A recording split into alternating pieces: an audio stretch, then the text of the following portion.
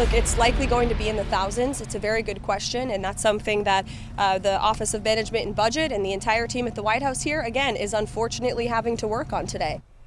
White House Press Secretary Caroline Leavitt warning today federal employees layoffs will likely hit the thousands if leaders fail to reach a funding deal and end the government shutdown. More than 54,000 federal employees live and work right here in Colorado, not including the nearly 38,000 active duty military service members who are based in our state, now working without pay, and whose fears are growing that they could be a part of these potential layoffs. Denver 7's Veronica Acosta joins us tonight in studio. Veronica, you were able to sit down with one of those federal employees and get an inside look at concerns and possible solutions. The federal employee and union leader I spoke with works at the United States Environmental Protection Agency. He hasn't been furloughed yet, but told me he's waking up, he's checking those emails immediately to see when and if that changes.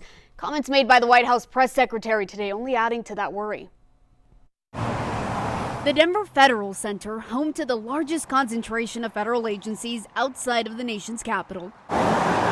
Seems business as usual Thursday, but inside, feelings are mixed. It's been a little bit of felt like we've been political punching bags. Uncertainty looms for those like Miles Batson, a chemist at the United States Environmental Protection Agency. I like what I do, I like the mission of my job, and I'm happy to show up. And the executive vice president for AFGE Council 238, the union representing hundreds of federal employees in Colorado. We're in a status where we're still working, but we don't know when the drop dead date is on funding. Batson says that's because the EPA has so-called carryover funds. Once those run out, furloughs are expected. That uncertainty of not knowing when we might stop receiving paychecks or stop being able to be asked to be coming to work is concerning. Adding to that concern, threats of layoffs from the White House. We believe that layoffs are imminent. I believe that would be an illegal action, but nonetheless incredibly negatively impactful to the workforce. On the state level, the Colorado Department of Labor and Employment has these alerts on its website offering solutions to furloughed federal workers in Colorado. We offer partial wage replacement through programs like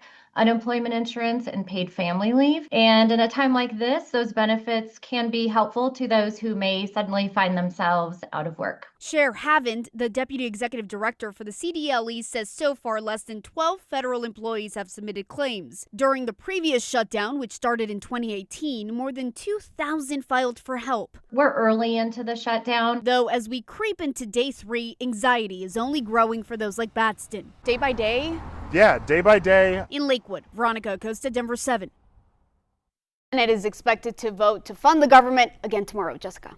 I can't imagine the stress the federal employees are feeling right now, Veronica. You mentioned those carryover funds that the EPA and its employees have access to. Do you have any idea when those funds might run out? You know, Batson and I talked about this. He was a contracted employee during the previous shutdown. This was back in 2018, 2019. He said back then they were given a dollar amount, how many carryover funds they had, and then also given a day, how many days until they were going to be furloughed. He said this time they did not get any kind of communication on that.